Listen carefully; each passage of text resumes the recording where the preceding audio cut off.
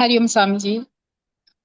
ओम न कर्मणा न प्रजया धनेन त्यागेनैके अमृतत्वमानशु परेण नाकं निहितं गुहायां विभ्राजते तद्यतयो विशन्ति वेदान्तविज्ञान सुनिश्चितार्था संन्यासयोगाध्यतय शुद्धसत्त्वाः ते ब्रह्मलोके तु परान्तकाले परामृतात् परिमुच्यन्ते सर्वे दहरं विपापं परमेष्मभूतं यत् पुण्डरीकं पुरमद्य सद्गस्तं तत्रापि दहरं गगनं वृषोकस्तस्मिन् यदन्तत् तदुपासितव्यम् यो वेदादौ स्वर प्रोक्तो वेदान्ते च प्रतिष्ठितः तस्य प्रकृतिलीनस्य यः परः स महेश्वरः। हरि ओम।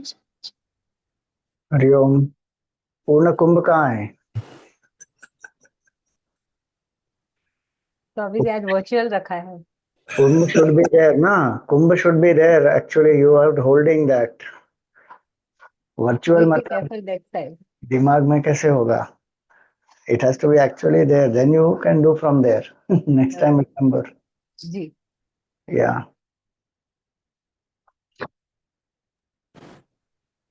Go ahead.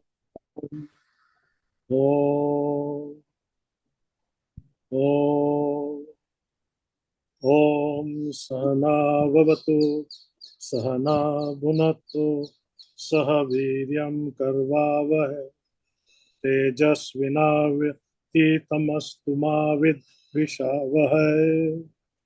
ॐ शान्ति शान्ति शान्तिः।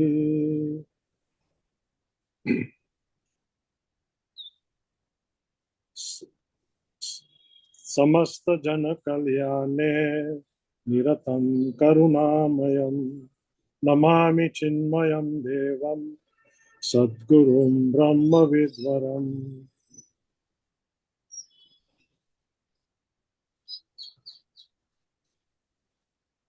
Now we move to Swamiji's introduction. Swami Swatmanandji really needs no introduction, but for the benefit of those who don't know Swamiji, a brief introduction. Swami Swatmanand is one of the most dynamic leaders of Chinmaya mission.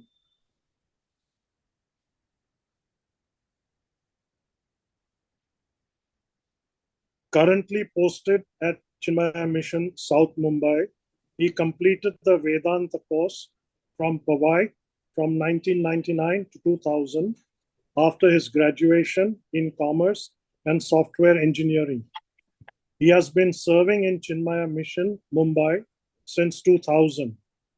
He expounds the philosophy of Advait Vedanta through talks on the Bhagavad Gita, Upanishads, and other texts of Vedanta and Bhakti through camps, meditation retreats, interactive sessions, and discussions for youth and adults.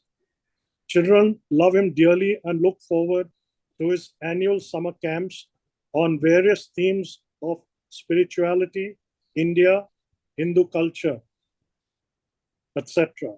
He inspires the youth with dynamic spirituality, encourages them to think and question.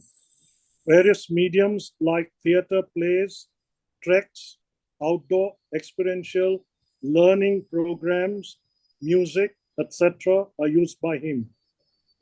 He has also taken the Youth Empowerment Program, which is a value-based leadership program for youth who want to serve the nation and culture, where the youth were trained for 3 months and the youth served the country for 9 months. Several corporates like Piramal's, Reliance, Mahindra, Tata Motors, Toyota, PwC, etc. have been addressed by him. He holds weekly discussion groups on the Bhagavad Gita for some of the top industrialists of India. He is also a playwright and has written and directed 2 theatrical performances. Adrashya, Quest for the Unseen, based on Saraswati civilization and developed India, was written and directed by him in 2009. 9 shows of Adrashya have been performed by Chinmaya Yuva Kendra Mumbai in Mumbai, Pune, Allahabad, and Chennai. Just like that, a play based on the Bhagavad Gita in the life of Anand family and how they discover harmony by applying the principles of Gita was written and directed by him in 2015. 4 shows of the play have been performed in Mumbai, Chennai.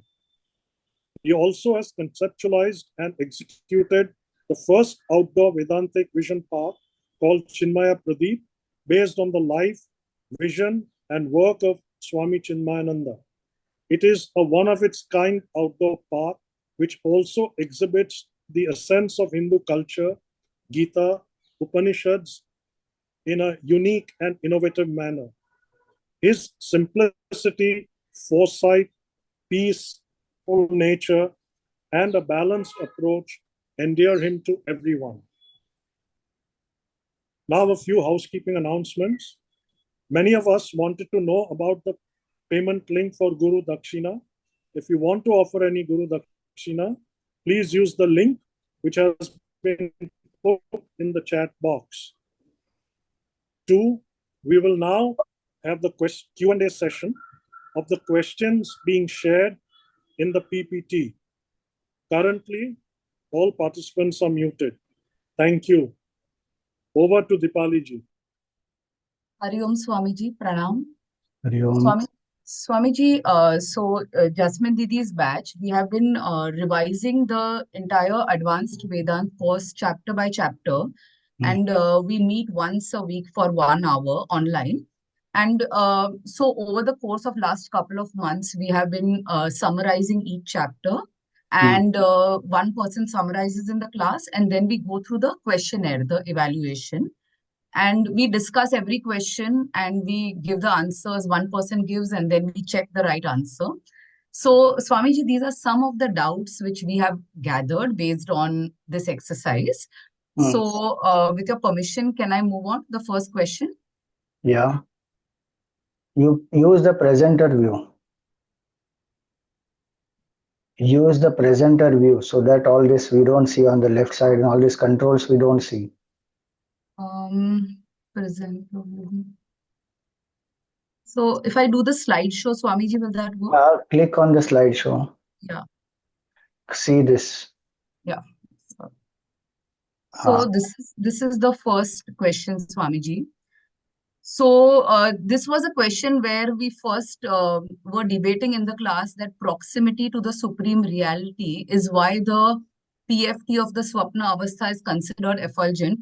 And first our question was that isn't the bliss sheath closest to the supreme reality? And then we said, no, it's not in that order of any hierarchy.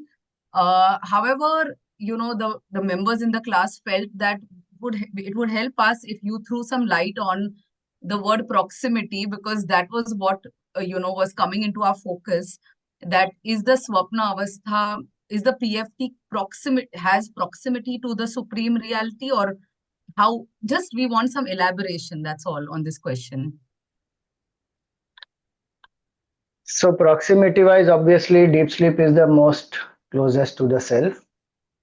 The options that have been given there are very limited options. None of the other 3 can be true, so by default 4th one will be true. The point there is, without any other source of illumination, how is a person able to experience anything in the dream? There is no physical light, there is no sun, moon, tube light, any other physical source of light.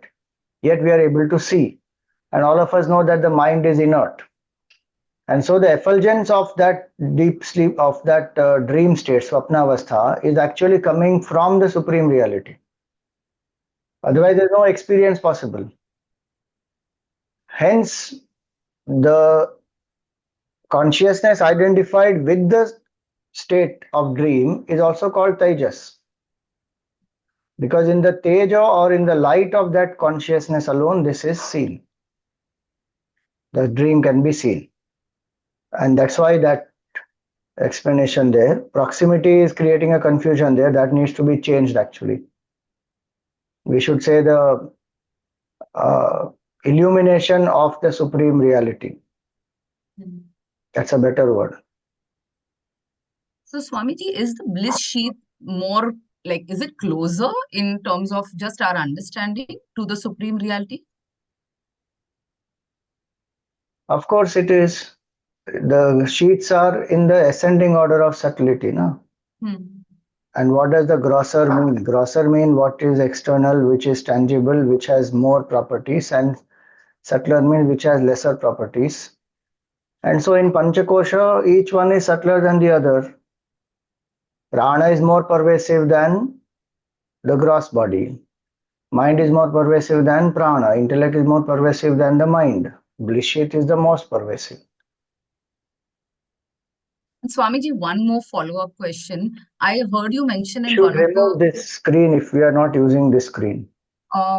so we'll move to the next screen, the next. No. If you are asking a question, Okay. you stop the sharing and ask the question if it is Okay. not there on the PPT. Yeah. Sure. So, Swamiji, you mentioned in one of the classes, I heard you say that the bliss sheath was not created from the five big elements. So, uh, you said ignorance and Agnan.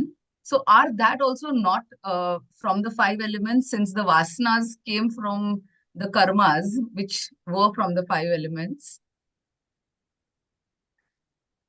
See, bliss sheath and Anandam, a causal body, they are two different models to understand different aspects.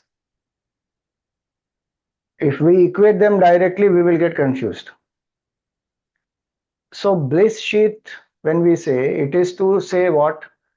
The experience of complete absence of any agitations and the ego is not there, the mind intellect is dormant, and that state of deep sleep is where we experience the bliss. So that deep sleep is the sushupti avastha, to make us understand a certain thing, that even without the experience of the BMI, without the awareness of the BMI, I still am, and without any object being present, I still experience absolute bliss, which means that I don't need anything for happiness. My nature is happiness. To understand that, that model is taken of the deep sleep state. Bliss sheath is obviously not only that deep sleep state. That is the exclusive state where we experience that because of the proximity to the self. That's why it is called bliss sheath there. Bliss sheath is also experienced in the waking state through the Priya Moda Pramoda. That anyway, one further question is there, so I will come to it that time. Now, when we say the five sheets, three states, three bodies, each of these are a specific teaching model to understand what I am not and who I am. So from that state, if we say causal body is ajnana and vasanas, causal body is not created. Causal body is beginningless. That's what we learn in Tattva Bodh, that the avidya is anadi. Now that causal body is not created, we should not connect that to the deep sleep and the bliss sheath.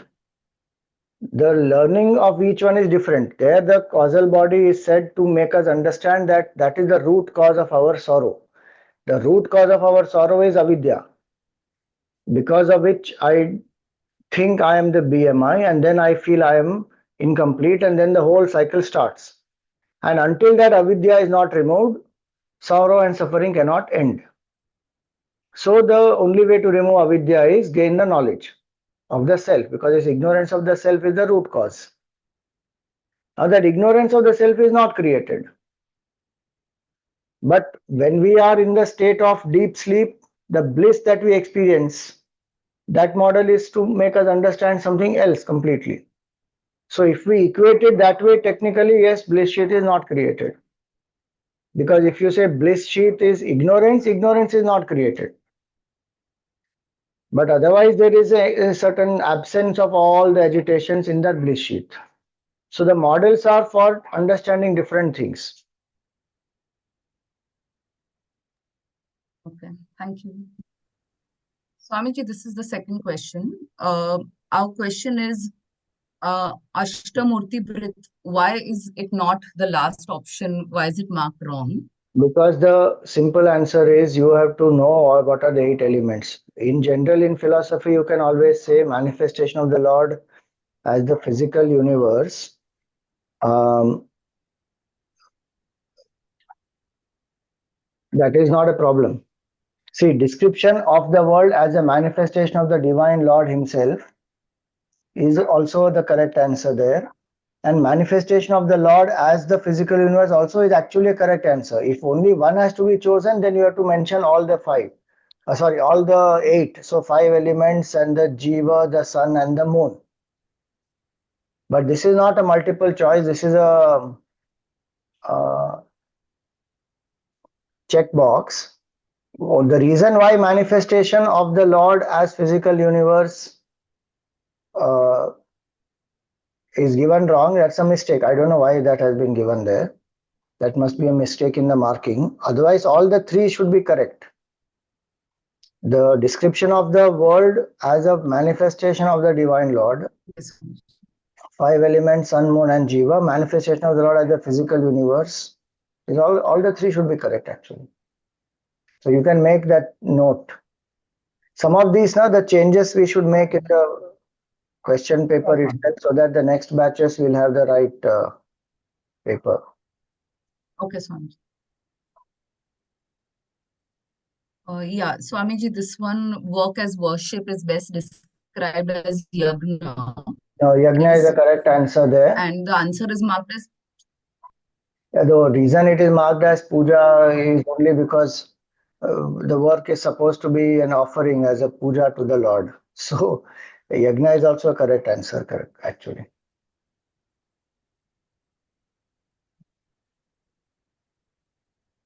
Yeah. So, Swamiji, this was. See, go back to that. 1 minute. Go back. Notes Go and back it to says that. Vratas discipline the mind.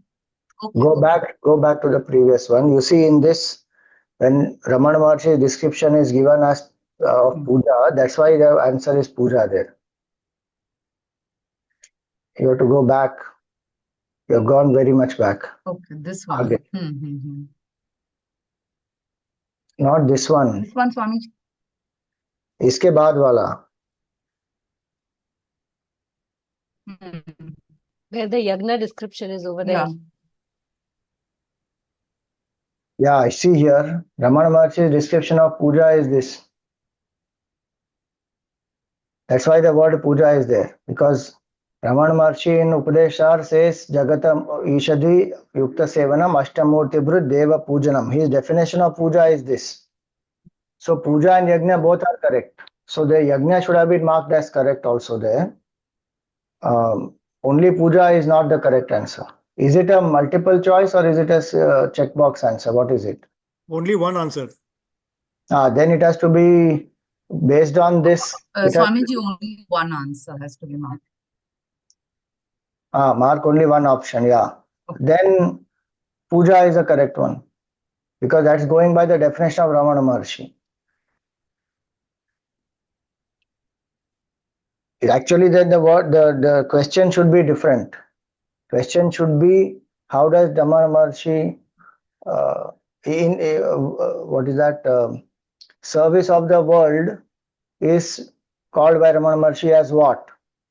Then answer will be puja. Or this has to become a multiple, what is it called, checkbox type of an answer where you can choose puja and yagna both if this is the question. Yeah, go ahead with the next one. So Swamiji, here we had a question that in terms of doing any vrat, even our body gets trained and our mind gets trained as well. So because BMI trio is an option, we wanted to check with you if is that also not applicable here as the right answer? See, BMI trio is a very general answer. Depends on what vrata we are doing. If there is a Maun Vrat, then there is no BMI trio which is getting affected. disciplined. It's only the speech that is getting disciplined. So vrata will be classified specifically. The impact of it can be on a certain layer of the personality, less or more. But based on that impact only, we classify that as sharirik, manasik, or bauddhik or adhyatmik. So like upvas, when we say, then when the focus remains on chanting the name of the Lord and not eating the regular type of food, then it will be considered mainly as a physical discipline. When we say Maun Vrat, it will be considered as Vachik discipline. Suppose you say that I will take a vrata that in the Shravan month every day I will read Shiva Puran, then it will be considered as a Bauddhic discipline. Now obviously we may be using the body to read, then we can't say that array all the three are so tapas kyun nahi hai iska. Array, predominantly it is the discipline which is of the buddhi, where I'm going to study. Now I will sit and read and I will use my senses and all that, I may read loudly, I'm using my speech. But predominance is of which one? Based on that, one will classify. And so, in general, a vrata is to develop willpower, to ensure that the mind does not wander, waver, and does not become impulsive. So, if I say that I will do 30 days vrata or every Ekadashi vrata, now whether I like it or not, I have to do it. So, I train that mind accordingly. Swamiji, this one, our question was that as per the notes, we read that it is the Param Avikalpam, the supreme state of thoughtlessness meditation. So we were wondering why it is not the right option. Because that thoughtlessness there is not understood as supreme state of thoughtlessness, which is the state of self. Many times people think of thoughtlessness as only absence of thought. So it is not written there as supreme avikalpa, it is written as a state of thoughtlessness, just to make a person understand that it is not merely thoughtlessness, because that's what everybody tries to think. What do I have to do in meditation? Become thoughtless. No, I don't have to do that. That is a consequence of it. My goal is not to only remove thought. My goal is to realize the self through contemplation, and that Brahma Vidya has to arise, which will destroy that avidya. Consequence of that can be thoughtlessness can happen. That's not the goal. Yeah. Because that happens every night in deep sleep. Doesn't change anything. Swamiji, this was the classification under the 5 sheets. So this healthy body requires effort. So the way we were discussing this was that you need to use your intellect to do the efforts for a healthy body. So shouldn't that be under the intellect, under the Vijnanmaya? So that's why should it not go under Vijnanmaya Kosha, and why should it be under Annamaya Kosha? Healthy body requires effort. Means what? To keep the body healthy requires effort. At which level you will do the effort? Body level ना. Exercise करेंगे तभी तो body healthy रहेगा. Vijnanamaya Kosh, if I jump to conclusions, my cholesterol and fitness is it not a decision? अरे वैसे तो सब कुछ विज्ञानमय कोश है फिर. Everything is decision only ना. फिर कोई भी अन्नमय कोश में कुछ भी आएगा नहीं. I want to drive a vehicle is a बुद्धि. So विज्ञानमय कोश. Driving a vehicle is विज्ञानमय कोश. Eating food विज्ञानमय कोश. Sleeping विज्ञानमय कोश. क्योंकि I decided to sleep. अब ऐसे थोड़ी हो सकता है. Okay. At which level that effort is being put, that has to be understood at that level. अब feeling hungry at 9 p.m. आपने वो मार्क किया है प्राणमय कोश. अब you feel hungry at 9 p.m. then you decide to eat, तो फिर वो भी विज्ञानमय कोश में जाएगा ना. Okay. And so, Amiji, this was also under the same one, that unable to choose a career path. So it was under Vijnanmaya Kosha, but we read in the notes the indecision is under the Manomaya Kosha. So that's why this question. Correct. So in general, indecision is Manomaya kosha, no doubt. In this context, what is it related to? It is related to my value system, my career, my belief system. All that comes under Vijnanamaya kosha. And finally, deciding authority is who? It is the buddhi. Mhm. Mind presents the options, buddhi has to decide. Buddhi is Yes. a deciding factor. Now, in this context, it is what? It is not an impulsive indecisiveness. Remember, buddhi and mind, first of all, both are one and the same equipment. Only in a different state we call it as mind when it is very impulsive, indecisive, and in a decisive, rational state we call it as the intellect. It is the same subtle body. So when this buddhi is confused, not because of impulsiveness, but because it does not have enough, whatever data it doesn't have, or it does not have enough clarity. So many people have that confusion. Now, what should I do? I am good in arts also, I am good in singing also, I am good in science also, I am good in maths also. Now, which career should I choose? Now, that is not an impulsive decision. That's not an impulsive state of indecision. That is, confusion is there still because there is no proper clarity. So that's a Vijnanamaya kosha option. Okay. Mhm. Okay. Yeah, this is the question about the difference between the Yeah, so in this, you see here, bhokta of it the comes Vijnana. indecision and various emotions. So that indecision caused Yes. by emotional uh, lack of stability, clarity, then that you can classify as manomaya. What is the difference But between? doubt, which is not caused by emotional disturbances. Yeah, doubt caused by intellectual confusion is Vijnanamaya kosha. Okay. Arjun's disturbance Swamiji, that he doesn't know whether he should fight or not is not caused by intellectual confusion. It is caused by emotional disturbance. So that will come as Manomaya kosha. But somebody is taking a decision now whether I should take this career or that career.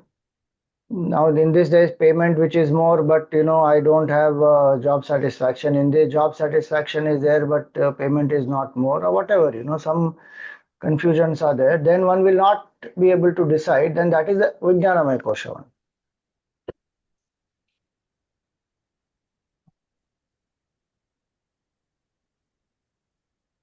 Yeah, what is the difference between enjoyership of Vijnanamaya kosha and bliss of Priya Moda and Pramoda? See the enjoyership, you can close this. So the enjoyership of Vijnanamaya kosha is experienced where? Only in the waking state. Karta bhav is there of Vijnanamaya kosha in the waking state.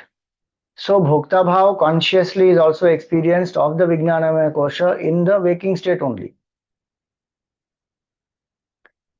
Now that the enjoyership of the waking state, we mean Bhokta bhav. It is not enjoy.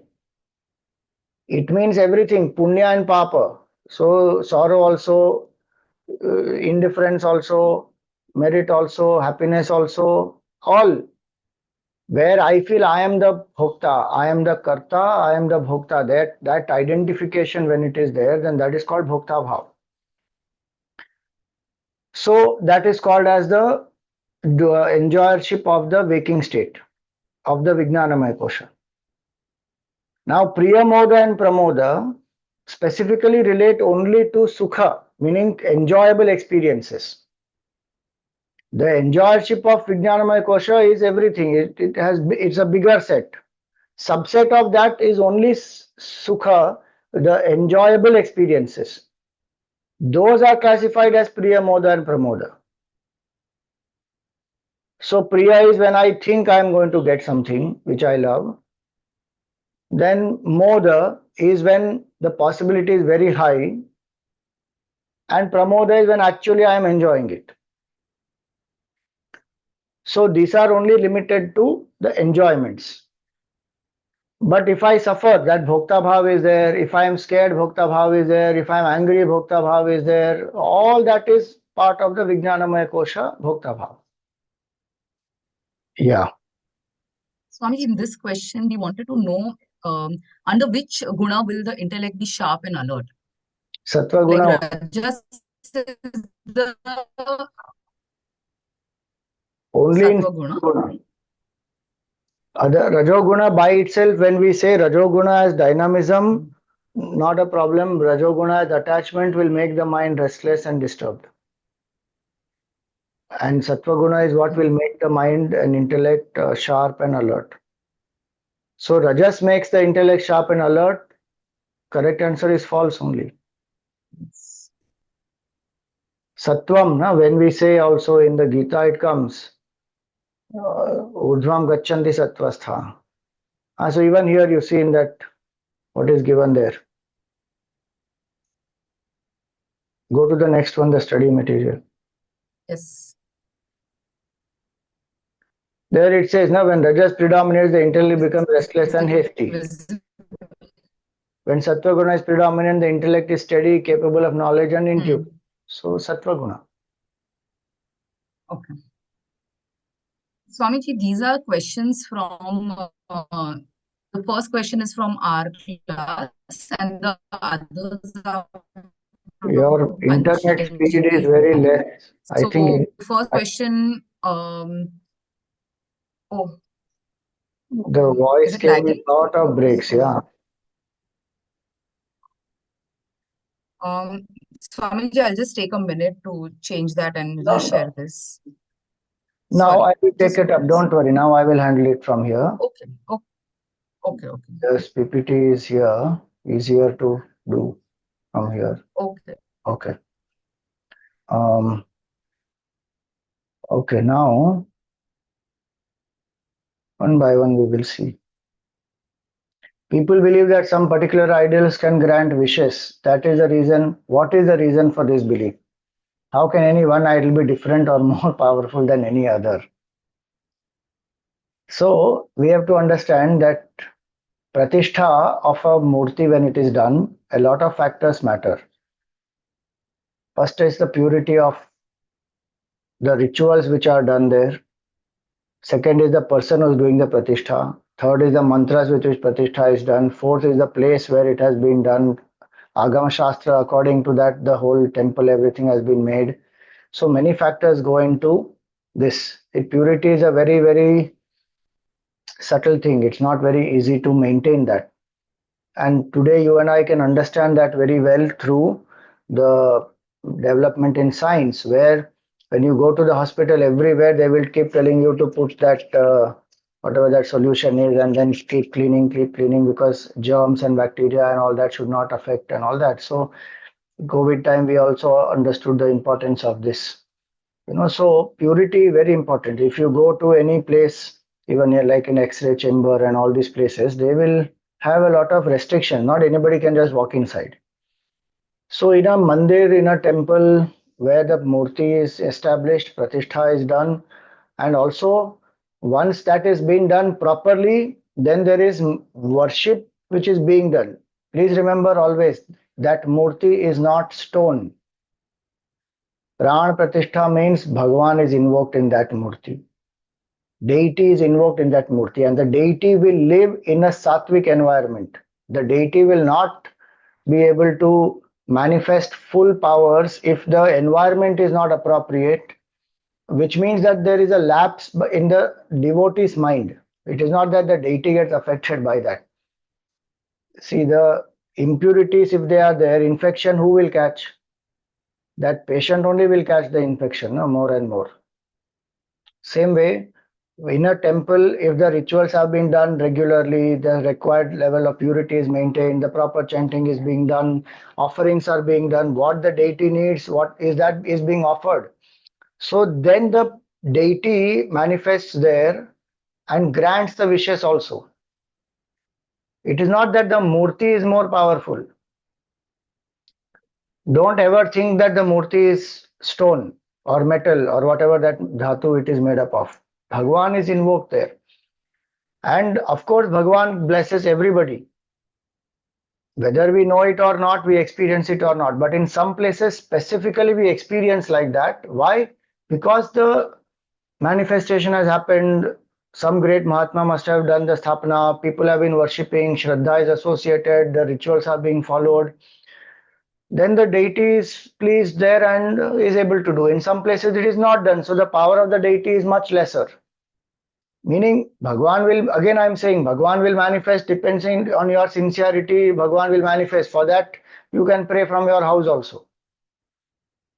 But when we speak about a temple or a particular murti, then when we go to that murti, mandir, if that rituals and everything is being done well, and the samashti, puja is being done there, and people are worshipping there, invoking the deity there, and also there are rites and rituals where every 12 years or so there is a kumbhabhishekam that happens of the temple. So there is a whole science of re-energizing that place. And if some um, challenges have come, if some flaw has happened, then do the prayaschitta, and a lot of that, it's a proper science. When that is being followed, then the effect of it is so much more. And then the deity's grace and presence and blessings is felt much more. In certain places, it is not done that much. The bhavana of the devotee and the devotee is able to do something fine, but then there are others who will come and who will do so many other things. So then one feels that here it is not very powerful, there it is more powerful. Bhagwan is same in both the places. Bhagwan is not discriminating. And as to a sincere devotee, anywhere Bhagwan will bless only. But specifically to the place, if we say, then vibrations are localized in a place. Purity has to be maintained in that place. Then the effect of it will be much more.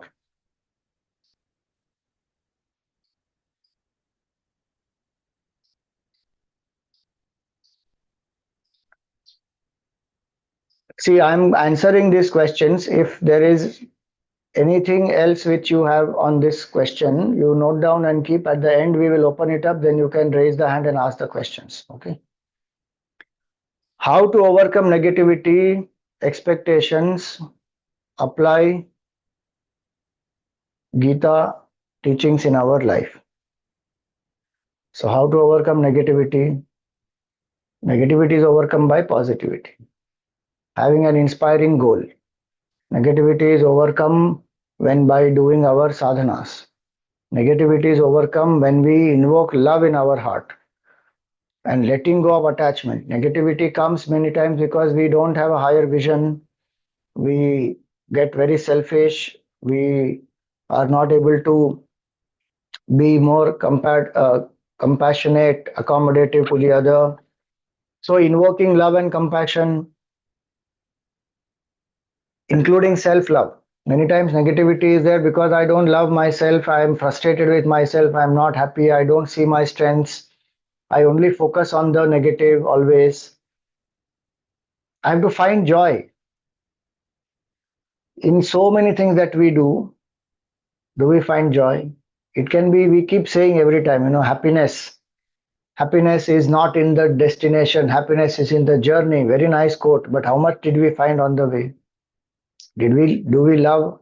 Every day is a new opportunity. Do we feel happy about it? The food that we eat, the work that we do, the people that we meet, every moment can be joyful. It's my choice. It's up to us. As human beings, we have the freedom to choose. So if I'm able to choose well, I will choose the positive. The way to, no matter what the circumstances, paristhiti can be anything, manasthiti has to be positive. That's my choice.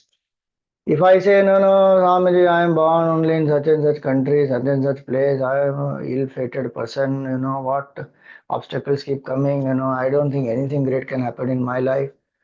You see all great people, in spite of the paristhiti, their manasthiti was so strong, they achieved greatness. They did not become successful because everything was conducive.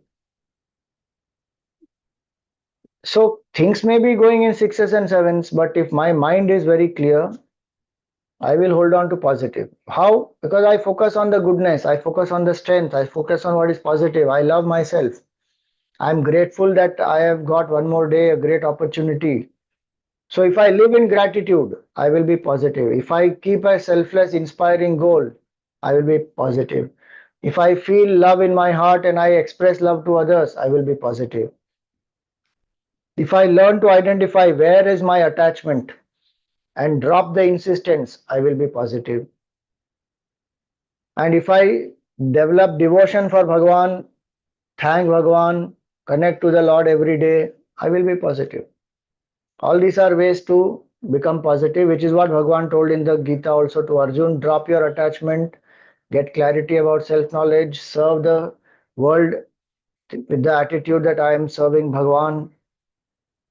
And Gita is so many ways applicable. There are hundreds and thousands of ways to apply the Gita. You take 1/4 of the Gita also you can apply. We don't have to choose separately. अच्छा ये apply कर सकते हैं नहीं कर सकते हैं. Everything is applicable. Right from sattvic food onwards and moderation in food, sleep, speech, exercise, recreation, spiritual practice, to meditation practices, to 12 types of yajnas, to remembering Bhagwan, Aham Vaishvanaro Bhutva before I eat food, doing yoga, doing pranayam, remembering the divine, worshipping the Lord through my actions, following values which are given in the Gita. There is hundreds of ways to apply. There is no limit actually how to apply. I have to choose what I want to apply and how to live, how to destroy the ego, how to let go, how to surrender, how to worship Bhagwan, everything given in that. So it's up to us how we apply. Whichever chapter you take, whichever few shlokas, one can learn to apply.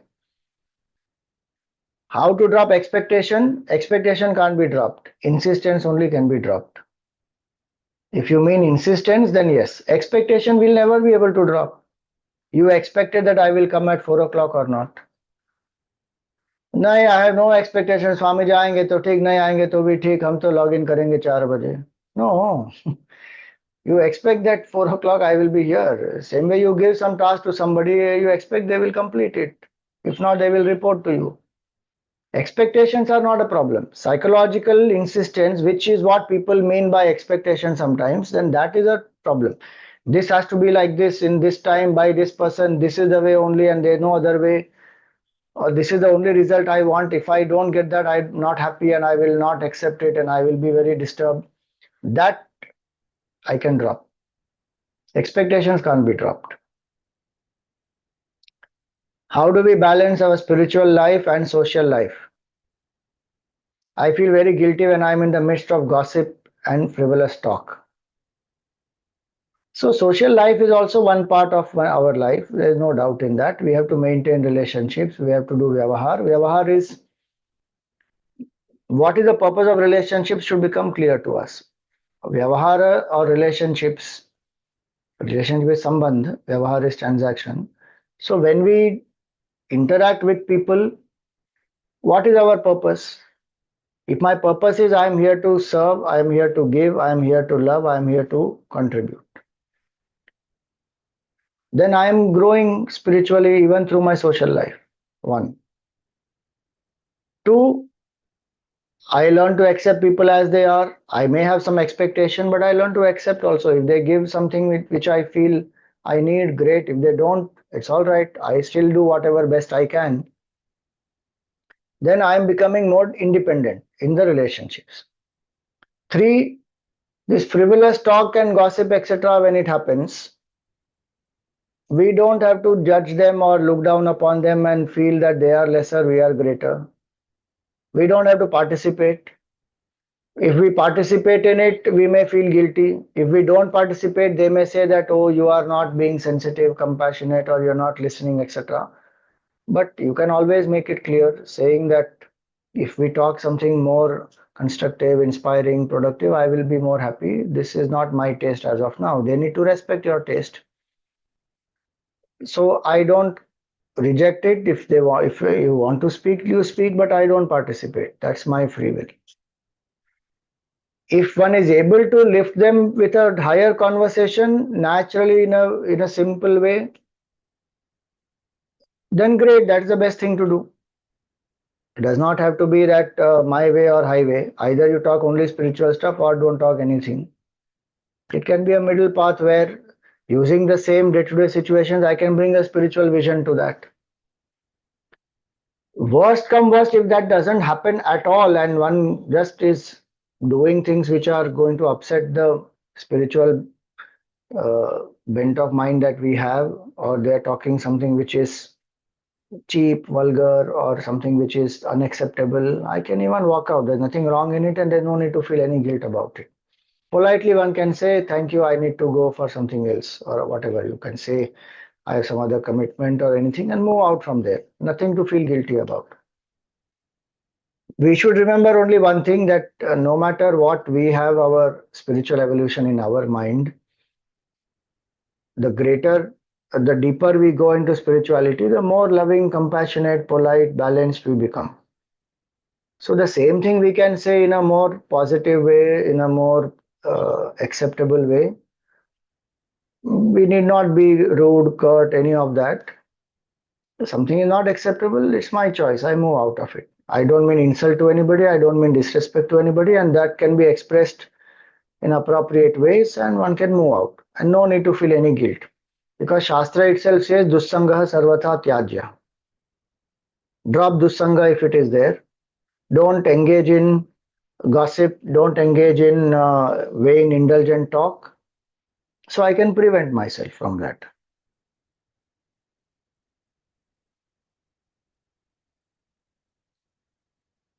How is desire beginning and end of journey? This is a bigger question, so I'm going to share it here. How is desire beginning and end of journey?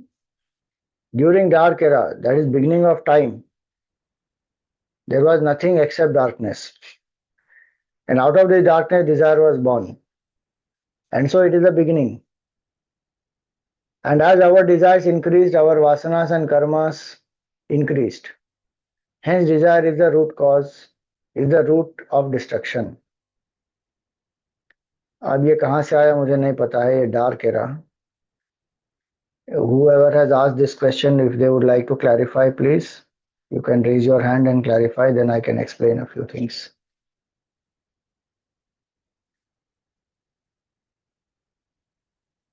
What do you mean by dark era, or which is the scripture that is saying about dark era? It's not Hari Om Swamiji.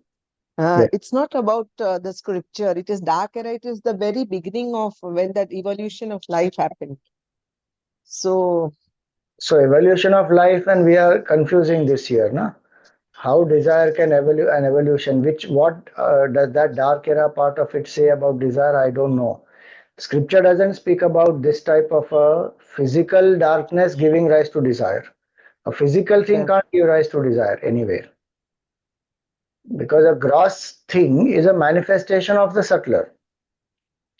So what does our culture say? That's why I'm saying there's a mix up here.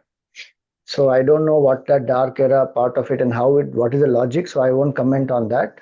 The Upanishads very clearly say that there was only infinite consciousness, one.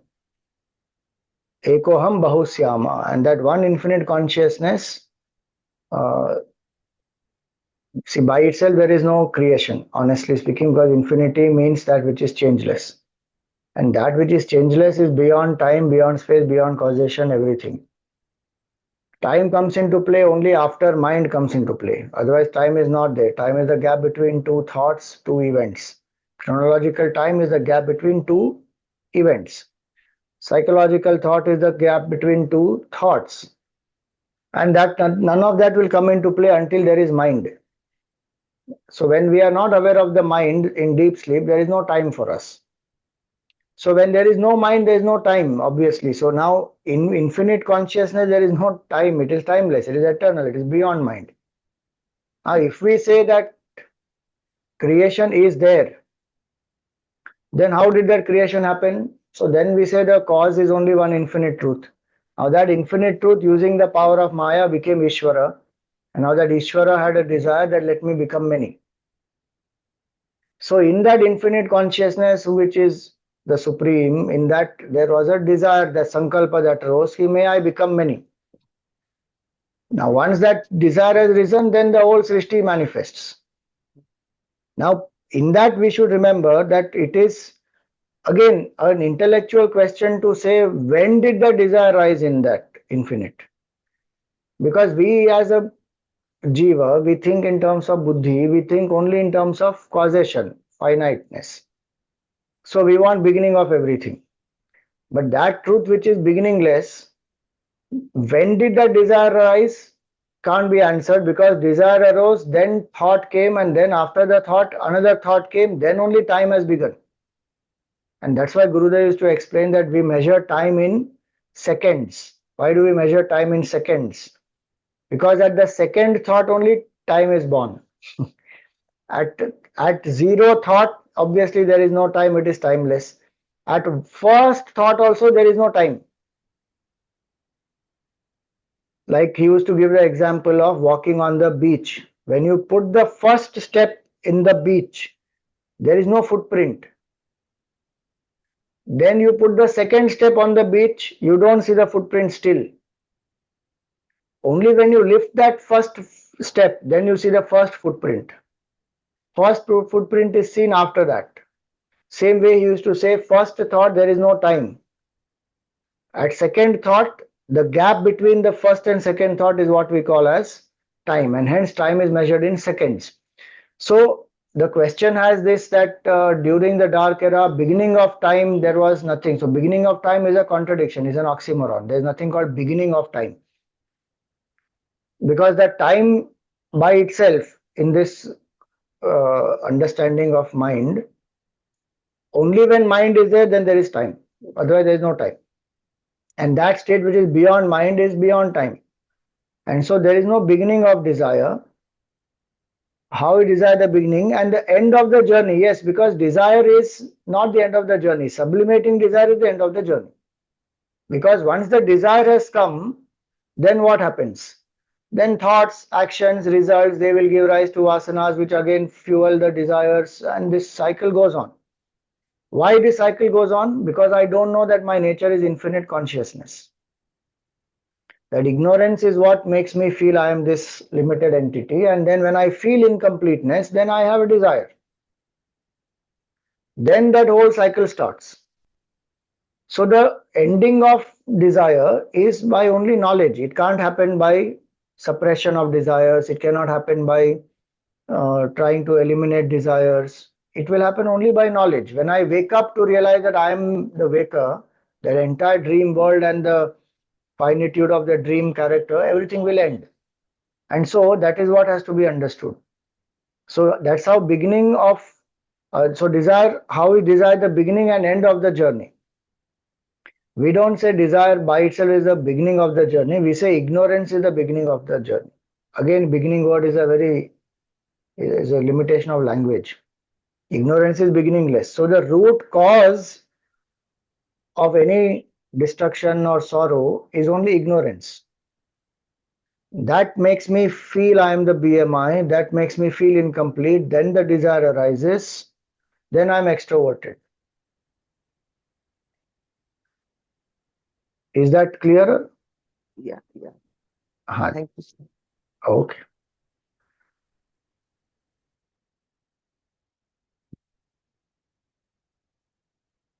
The uppermost question is, can do somewhat mananam but get stuck there. So how to do nididhyasana step by step? If you get stuck in mananam, nididhyasana cannot happen. Mananam is to remove all the intellectual confusions and questions using scriptural logic. That's the definition of mananam. Vedanta anuguna yuktibihi anavarata chintana. So the logic as given by the scriptures, using the scriptural logic, when I come to a certain clarity that yes, my nature is Brahman, I am not the jiva, I am not the body, mind, intellect, the world as it appears is not real, the substratum is the truth, everything else is an appearance. That clarity more and more I get through reflection, and which is why so many texts and different ways to understand, so that any questions are there, any wrong notions are there, they will all get removed. So when they get removed that way, there is a certain conviction that comes the moment that, so one grows in conviction. It's not a specific momentary thing. One will grow in the conviction, provided one is also living in a way where the body identification is reducing. I may do manan, I may even do nididhyasan, so to say. But if I don't get out of my attachments, if I don't think, if I encourage the thought process that I am this body and the comforts of the body are my comfort and I can't bear any discomfort and I want to eat, drink, and just be merry, ultimately that is what I am focusing on, where my body identification is not reducing, for which I have to live in simplicity, some tapasya, also some self-control. By tapasya, I don't mean that leave everything and go and sit in some forest and meditate. Anything which will help me to come out of my comfort zone and reduce my body identification is tapas. If I do that, then I am simultaneously increasing my conviction, reducing my body identification. Then only nididhyasan can happen. And what are the steps in nididhyasan? Simple 2 steps. Detached from who I am not, attached to the truth, which is me. So mano buddhi hankara chittani naham na cha shrota jihve na cha ghrana netre na cha vyoma bhumir na tejo na vayuhu. 3 lines of negation. I am not this, I am not this, I am not this. Then who am I? Chidananda Rupa Shivoham Shivoham. This is my nature. So assertion, negation and assertion. For quite some time in nididhyasan, this is what has to happen. Because the body identification is there, that has to be negated. In a quiet mind, through all the sadhana, upasana, when the mind has become quiet, steady contemplation I do, and that time there is no mananam happening. How can I be Brahman? Why is the scripture saying this? Why is my nature as Ananda? All that reflection time is over.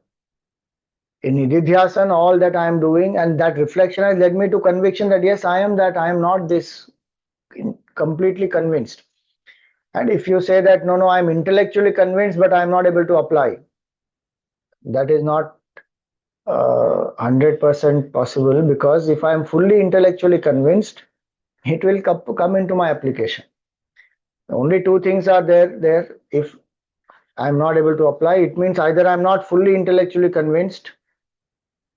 2, if I am convinced, I am not reducing my body identification, which means again that conviction is not complete.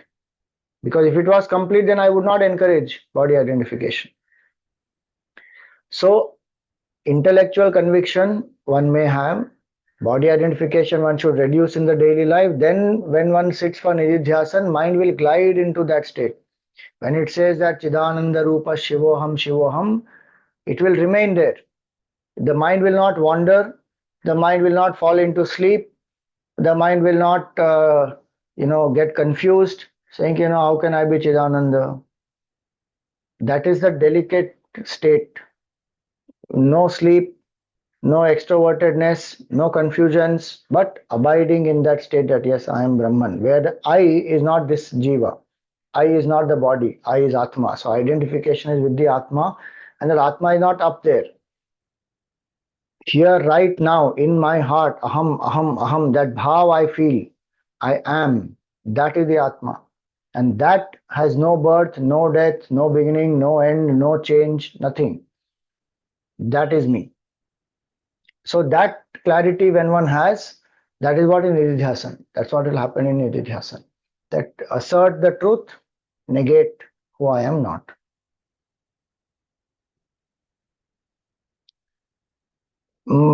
The whole, see, nididhyasan is the last step. The whole process, I have done many times guided meditation. I don't know if you have attended earlier. If you have, great. If not, go on my channel, Chinmaya Shivam. There are videos on guided meditation there. So we give step by step. So you preparation and posture, then the auto suggestion, and then the present moment awareness, and the breath, relaxation of the body, then breath observation, then invocation, then concentration of the mind. This much is a preparation. Before I begin contemplation. Otherwise, outside this exclusive sitting, I should have done my Shravan Manan before. Then when I sit to do Nididhyasan, then this is a process of withdrawal from outside and then focusing only on steady contemplation, detached from who I am not, attached to who I am. So 8th step is contemplation. Before that are the 7 steps. So that's the step-by-step approach that you are asking. And in that 8th step specifically, the approach is detached from who I am not, attached to who I am. Okay. How can we want to change views of our close relations who are very egoistic to listen also? Oh, you mean OUR, our, not RARE, our. How can we want to change? Basically, you are saying how to change. You should not want to change anybody's view, however egoistic they are. That is their choice. Their karma, they will deal with it. We cannot actually change anybody, and nobody can actually change us. We can only decide to change if we want to change. Same way, others can change only if they want to change. Maximum, what can we do? Lovingly, we can make them aware of certain things which will harm them, because when ego is there, it will only bring downfall. In whichever way we are able to make them understand the harmfulness of the egoistic way and the benefit of the other way that you are trying to point out, whether it is through love, whether it is through logic, whether it is through a certain faith that they have in you, you please do this and see, and you will see the result, whatever way it may be.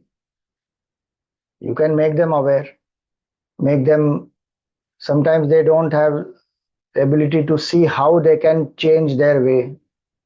Sometimes they are very close, they are not open to you as a person, then try through somebody else.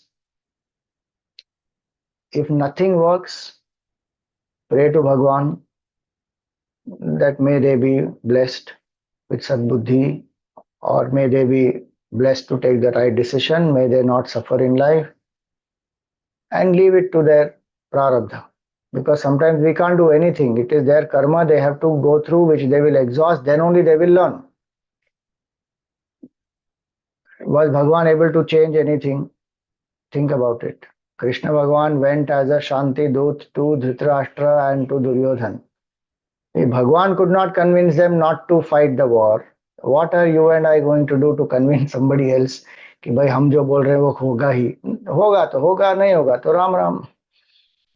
That's the detachment in which we have to live, saying कि I did my best, first I'm satisfied with that, and whatever else I can keep trying, I will keep trying. And I should also know if that person doesn't want me to try, I leave it. Depends on what age that person is and all that. Back off. No problem. Nothing wrong in that. No need to feel any guilt also about it. Because we tried the best. If they don't want, they don't want. That's their choice. And we respect the choice. Their privacy, their choice. Okay, they want to do it. No, Swamiji, they will go through difficulty in that. Okay, let them. They will face it. No, their choice. They are ready to face it. So we learn from so many of these stories in our culture where Bhagwan himself is not able to convince somebody, then what to talk about any of us. So we can do our best. What Gurudev says, do the best and leave the rest.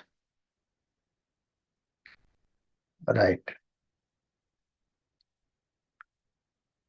Okay, there's again little more bigger question. My question is, focus on the changeless in the ever-changing world. Please explain and how it can be practiced. My question is how to apply teachings of Vedanta in my daily life. They are same only. Focus on the changeless in the ever-changing world. So what is changeless in the ever-changing world? I. The real I, the witness, is the changeless factor in the ever-changing world. If I want to practice this sadhana, I need to have vairagya. Because this sadhana is Sakshibhav sadhana. If I have to focus on the changeless in the changing world, I say I am the Sakshi Different roles are being played. I'm a witness in these roles, and those roles will be played to the best of the abilities. In those, there is no compromise.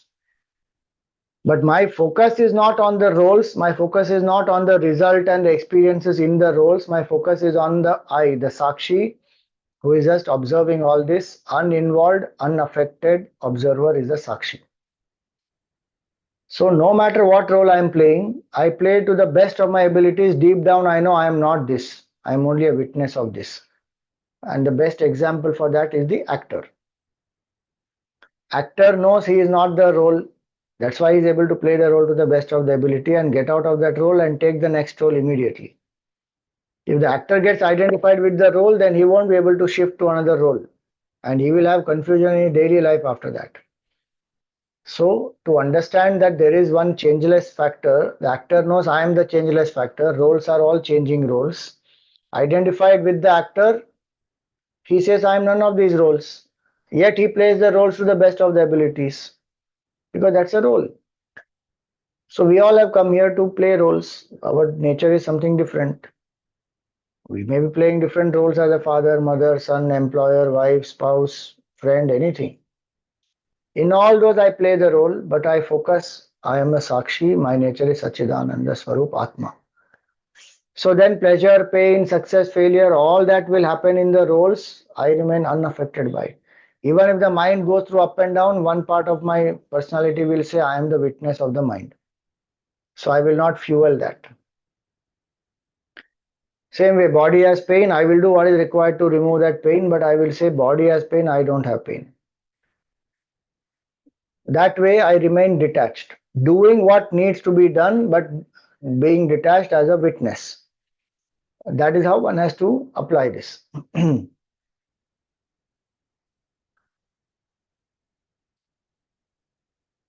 This is language of devotion, language of knowledge. In language of devotion, because the whole thing was on knowledge only, in language of devotion, one says, I am a devotee, I am a bhakta of Bhagwan, in and through everything, I am serving the Lord alone.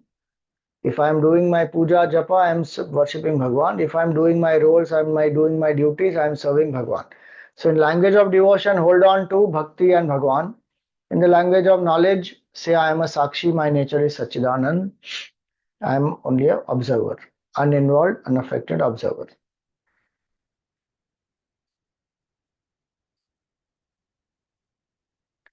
I feel more vocal, stable, and think and deliver myself and my thoughts in a better way. But lots of people are falling out of my circle automatically, who were once were in my inner circle. They call only for when they need my help and ignore. I feel so when I call. So I get anxious about it. How to overcome this? Should I question them straight? Very confused. Please guide.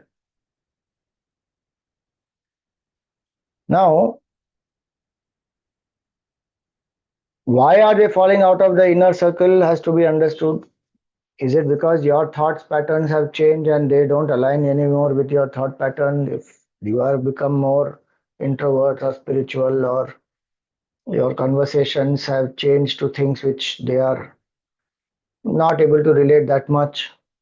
What is the reason? So reason has to be found out. You can ask them in a way in which you feel comfortable, appropriate, and then take a call, because sometimes it is for the good. Like Gurudev used to give that example of somebody who is a smoker, then people who are smoking will be around. Now, if this person quits smoking, doesn't want to smoke, slowly the circle around that person also may change. And nature doesn't keep a vacuum. So if some people go, some new people will come.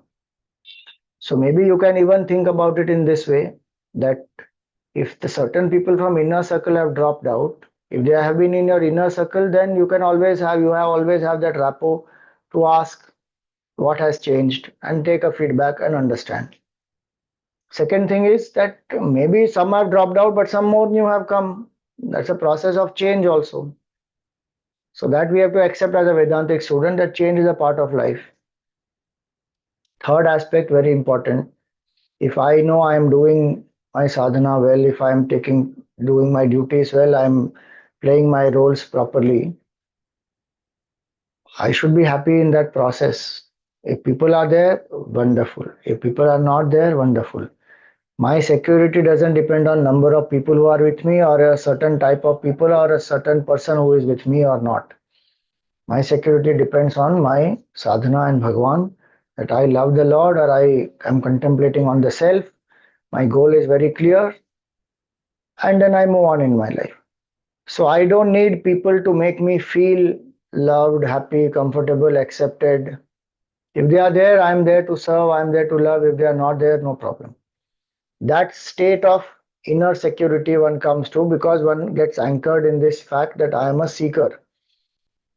And many lives I have taken and I have come up to here. What do I have to realize is the truth. In that, there are people who are with me for some time. That's the example given in Adhyatma Ramayana by Valmiki, by Vedavyas ji. Vedavyas ji wrote Adhyatma Ramayana. So there he says that in the river of life, jivas come together like pieces of straw in the river. So pieces of straw come together for some time, they travel in the river for some time, then they depart. Again, after some time, at some point, they may or may not meet. They meet, again they travel for some time, again they depart. So if I understand karma well, then yes, sometimes it is karmic. Their karma with us is over, so they have departed. Maybe if they have to come again in future back, they will come back. Bhagwan will take care of all that. So there are different attitudes which one can take.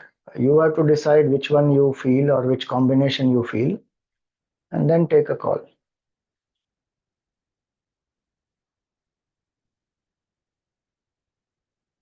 My question is, can you please show me the right path which can help me exhaust my vasanas or bank of karma? Full spiritual path is this only. Exhausting karmas through Karma Yoga, Bhakti Yoga, Raja Yoga, Jnana Yoga, all the 4 yogas. The simplest way is this. The essence of it is what? Do all the actions dedicated to Bhagavan so that existing vasanas will get exhausted, new vasanas will not get created. So Ishwararpitam Nechaya Kritam. I do actions dedicated to Bhagavan and I do it for his pleasing, to please Bhagavan, not to please anybody else. Bhagwan only manifests as everyone else, so I am serving Bhagwan through all those roles. But I am not doing things only to please that person, and if that person is not pleased, now I am desperate. I am doing it because it is my duty, it is the right thing to do. I am doing it in a way in which that person is happy. But beyond that, I don't have to do more. My focus is on Bhagwan. So Ishwararpitam, doing work with the bhavana of Ishwararpana Buddhi, and whatever result comes, I accept as Prasada Buddhi, that this has come from Bhagwan. If these two I am able to do, existing vasanas will get exhausted, new vasanas will not get created. More and more satsang will happen, quietude of the mind will happen, happiness in sadhana will happen. More that happens, the extrovertedness to go here, go there, eat this, do that, meet that person, and all that will stop. So new karmas will not come. New sattvic karmas may arise where we say, I want to do more satsang, sadhana, quietude, reflection, japa, be in company of people who are like-minded, discuss various things, all that.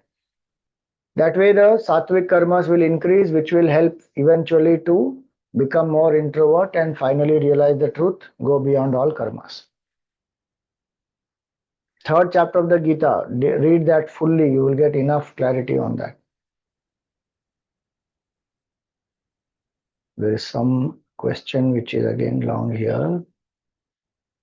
I need your help in solving a very personal problem. I have been married for 28 years, but I am not able to handle my mother-in-law. She finds fault in everything I do. She shouts at me, which I am not able to handle now. It is affecting my physical and mental health. Please advise.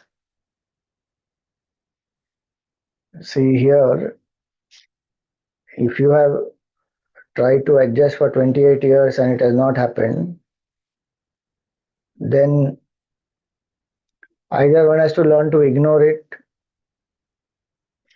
or one has to maintain distance. If it is affecting your mental health, then you have to create a distance.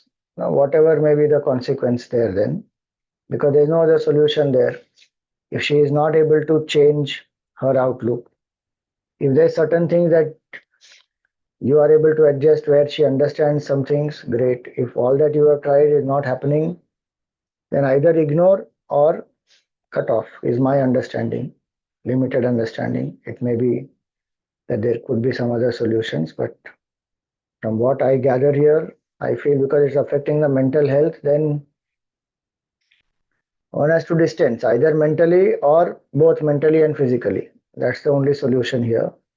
Because if that person is very elderly and now to change that person may not be possible. And if that person is not wanting to see the goodness and only wants to find fault, that is that person's problem. That person has to then deal with the consequences of it, which is you keeping a distance. Because if communication has happened, try to explain, understand, all those steps have been taken, 28 years have passed, and still that person is not able to find anything good, then now that person is stuck in the ego, or that person is stuck in whatever their notions are. Can't help it, then one has to keep a distance.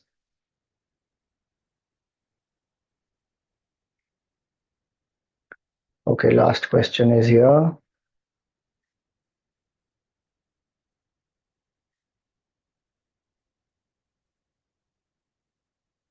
I have been trying to start my job and career back after having children. It's been 7 years since I left my job and worked for 8 years before that. Just not getting enough time to update and prepare myself for the interview. What to do, as I really love working in the office and want to start working and living my dream. Now see, if you are having a child, etc., then I don't know what age is the child and what is the requirement of the time and attention. But if you are saying that you are not getting enough time to update and prepare for the interview itself, how will you go for a job? So some time has to be created, whether it is prioritization has to happen of the work, or whether even that is possible if your demanding schedule is there with children and family and any other thing, then I don't know if some other help has to be brought in, can be brought in, and then some time has to be removed, then you can prepare, update, apply, then actual going for job, all that. So you will have to either create time or prioritize or get somebody more to help you, assist you, so that you can create more time. Those are the only options in my understanding. If you really love working in the office and want to start working, that if you really love that, then you have to devote time for it. You have to exclusively take out time for it, pay attention to it, and for that, whatever is required to be done has to be done. Okay, so these are the questions. There are two more which have come. Just 1 minute.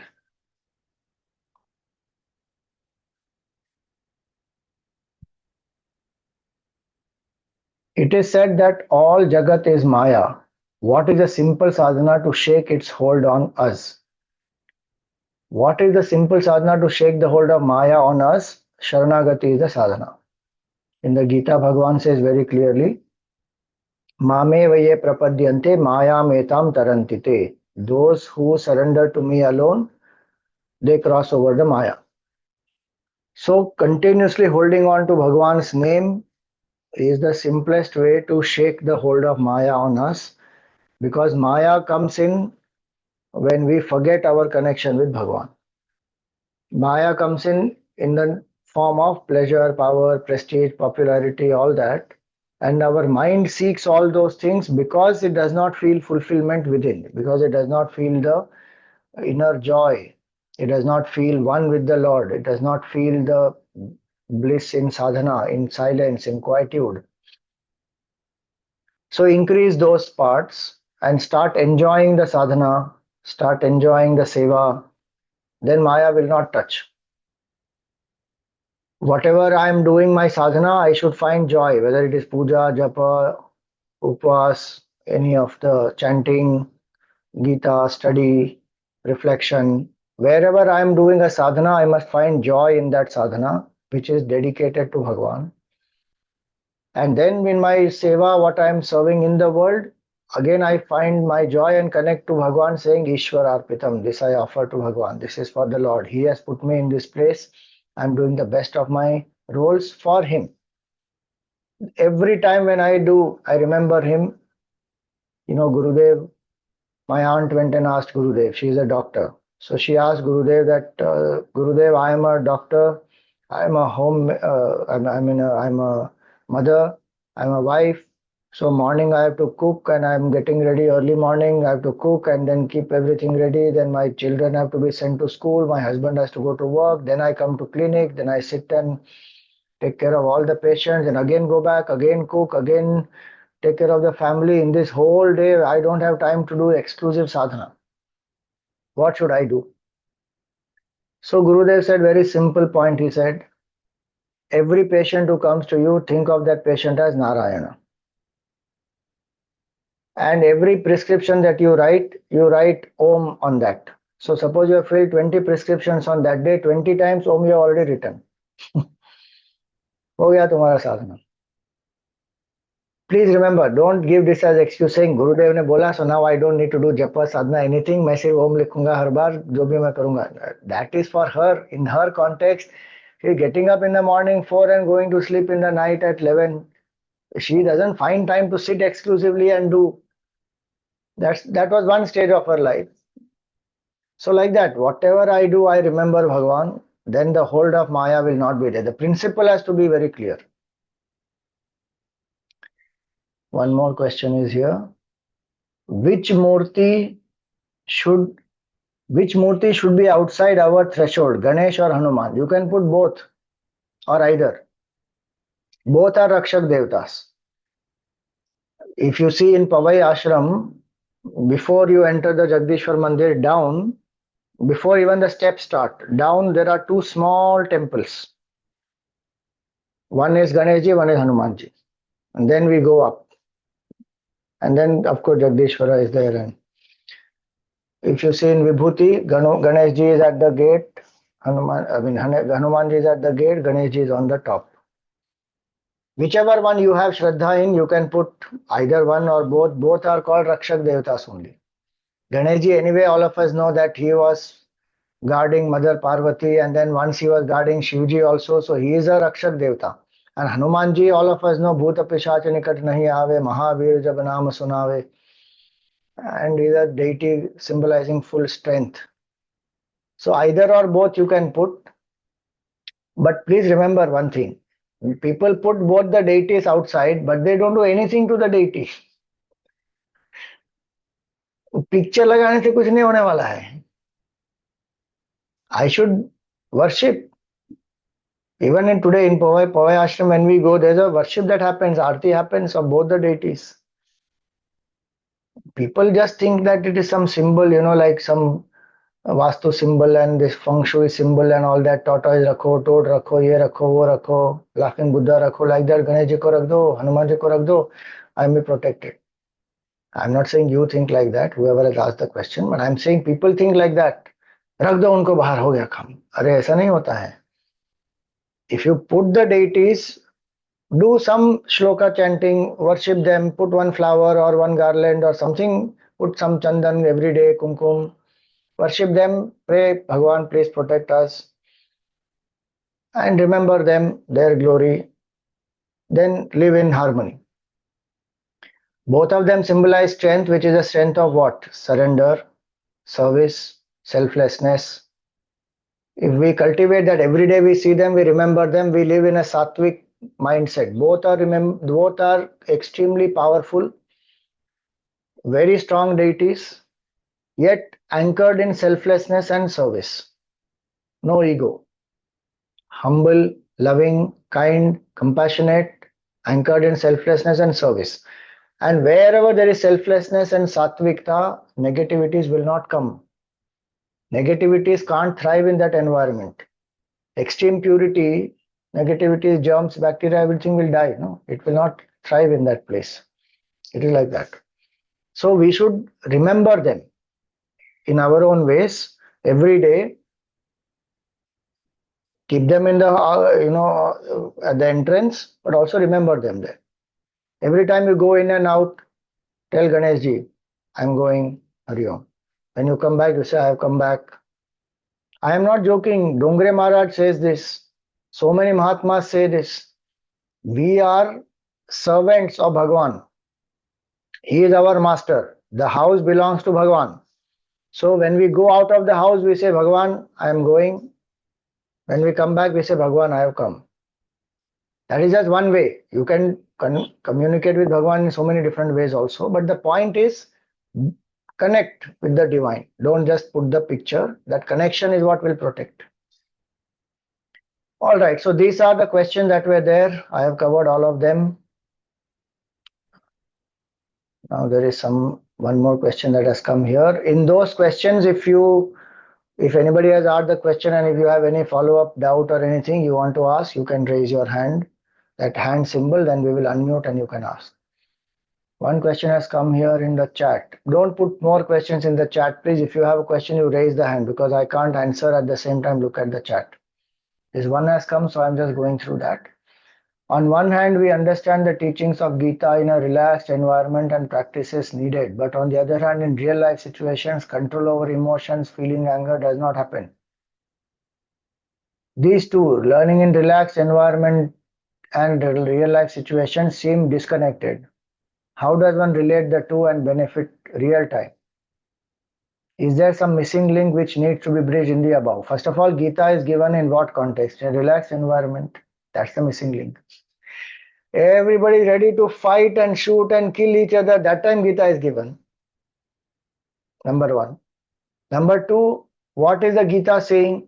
Tato yuddha yujyasva naivam papam avapsasi. Gita is saying, hence engage in the work for the sake of work as a duty. Do your duty at that point in time. Don't allow the attachments and emotion to overwhelm. Focus on the duty part. In the most troublesome situation is when I need to retain my mental balance.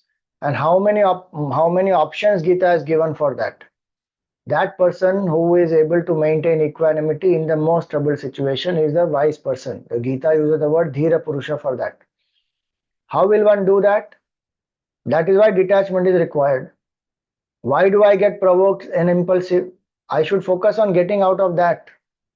No technique will help me if I don't want to let go of my attachment and my impulsiveness, which is what Bhagwan made Arjun very clear now. Arjun is very attached to Bhishma and Drona. He would have killed anybody else.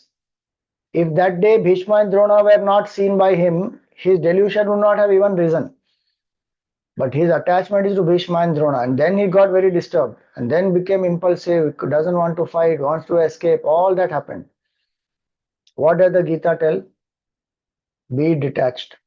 So first I have to find out what is that which is making me impulsive.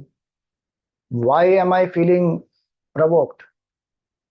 In that same situation is Yudhishthir also, no? He doesn't get provoked. Situation is same. Both of them are fighting the war. But Yudhishthir, the word means Yudhisthiraha, one who is anchored, steady even in the war. Most disturbing situation, he will still be balanced. Why? Because he is anchored in dharma. Whoever is anchored in dharma, what is the duty to be done? I focus on that. I don't take it personally. Ego, if I take things personally, I will get provoked. If I focus on what is the duty to be done, this is my role, what is the objective way to deal with it? I focus on that. Second, I focus on dropping my attachment. Third, I learn to anchor my mind in my daily life in Bhagwan. So through the sadhana, if I have learned to quieten the mind in the provocative situation, I will be able to apply. Mantra japa, for example, if I am doing daily mantra japa, then when the mind gets angry and it is trying to build on that anger, immediately you start the fire, what do you call that? Firefighting, no? When the fire is there, then suddenly you take that, that cylinder and that fire you put off through that carbon dioxide or whatever that is coming out through it. Because it's ready, it's there, you're prepared, and any emergency you can immediately take and start. Same way, the mind which has done japa daily, in the provocative situation, that mind will be able to take up, and immediately the mantra japa will start. These are sadhanas to be done in the good times, then in difficult times it will immediately come to rescue. Kabir Das ji said that only, na, dukh mein sumiran sab kare, sukh mein kare na koi, jo sukh mein sumiran kare to dukh kahe ko hoy. So all the teachings of the Gita are very practical, can be applied in the difficult situations, provided I have done my work in the regular time also.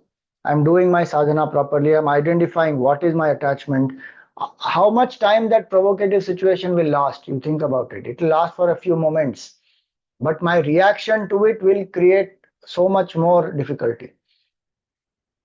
If I learn to sit and introspect, even if at that point I was not able to control, later on I sit and introspect, honestly, why did this happen? Without justifying my behavior, without blaming anybody, if I sit and ask, where did my response go lesser? Why did I react? What was my attachment? Why did I get provoked? What was the thing that I took very egoistically or personally? Then I will be able to identify, then I have to overcome those things. Gita is saying many things which I can apply in my daily life, but I have to do the hard work. It will not be possible otherwise. वो अपने आप नहीं होने वाला है. Just by studying the Gita, I will know, but I have to live that. Job of knowledge is not transformation. Job of knowledge is information. Pramana will give only a information. If I see a flower, the eyes are giving me the information that this is a flower. That's the job of the eye. The job of the mind is to figure out, okay, this is a rose flower, but I have to figure it out. What do I want to do with it? I want to write poetry on it. I want to paint using that flower, that flower's color and beauty. I want to make gulkand out of it. I want to just admire. That is how I use the knowledge. We can't say that flower तो बहुत बार देखा लेकिन painting नहीं हो रहा है. अरे painting अपने आप कैसे होगा फ्लावर को देख के? That तो I have to only create, no? That way.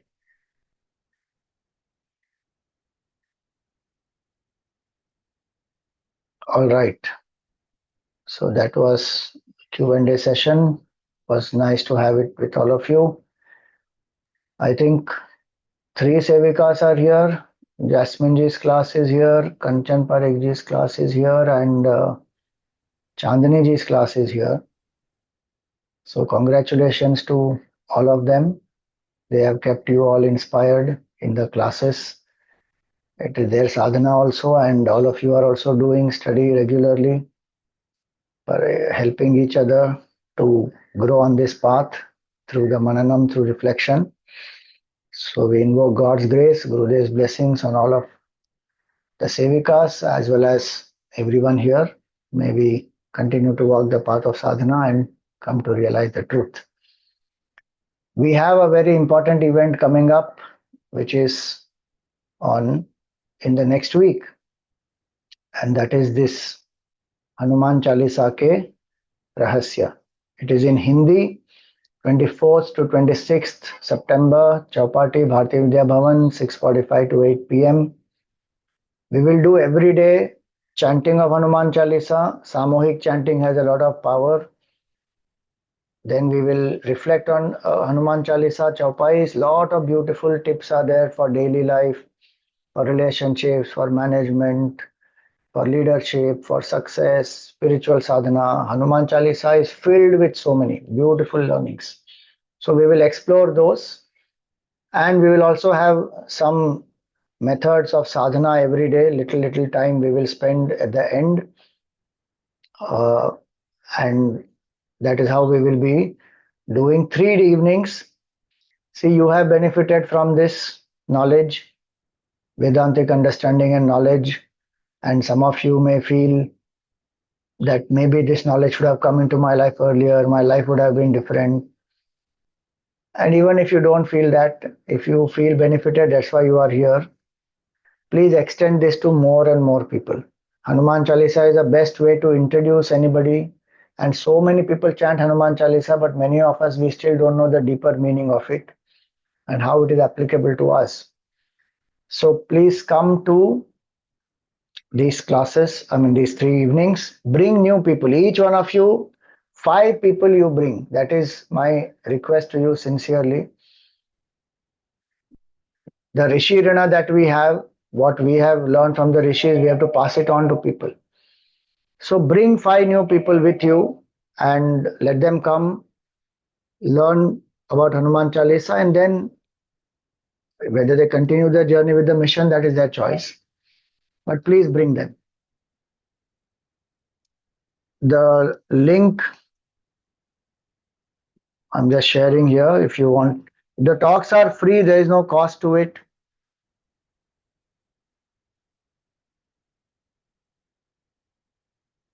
Yeah, this is the link. 1 minute.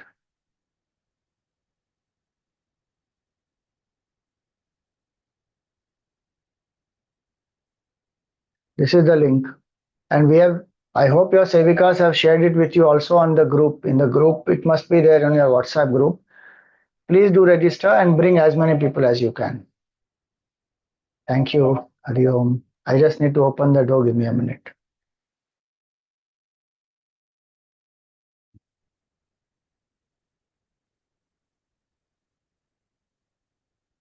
Thank you, Swamiji. Hari Om, everyone. Swamiji, sincere apologies for not keeping Purna Deepak Bhai, Kamba. Swamiji is just coming back. Okay. Okay. I'll wait.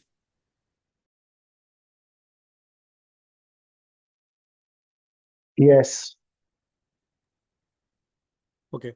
Swamiji, sincere apologies for not keeping Purna Kumbh while chanting. We'll take care in the future. No problem. And dear seekers, few of us had attended a spiritual monsoon retreat called Sankat Mochan with Swamiji at Chinmaya Vibhuti last month. So I would like to narrate a beautiful incident from the book Sankat Mochan, which is again available in Chinmaya Mission. So this is an incident where Hanumanji met his master, Lord Ram, for the first time. So, after meeting him, he felt that others must benefit from the Lord's divine presence. So he took Sri Ram and Lakshman on his shoulders to meet the anxious and terrified Sugriv.